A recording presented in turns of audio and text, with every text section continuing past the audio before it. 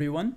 So earlier today, I was reading some Christian theology and I came across a particular church father who discussed through his writing very passionately and emotionally this idea, notion, and even religious reality of submission to a higher God, whether it be an element or elemental principles, a deity, a substance, so on and so forth.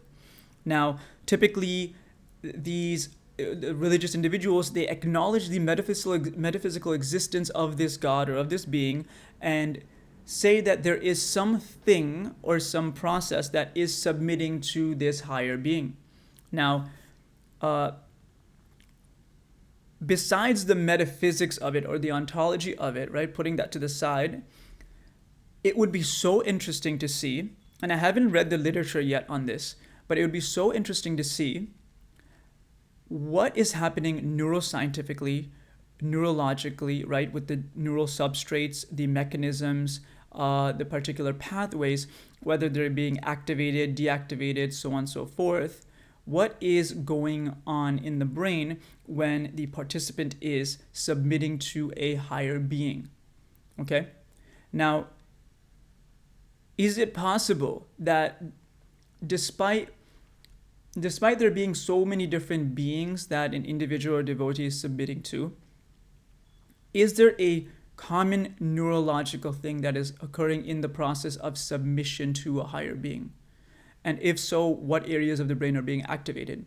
This is interesting because whether or not that being is even there or existent in reality itself, per se, right? What is the reality of the individual that is happening? What areas of the brain? This will then reveal that thing that is submitting and how that is represented in the brain. So whatever that thing is, which we may have some ideas of that. So whether it is the self or the ego or so on and so forth, what is it that is submitting?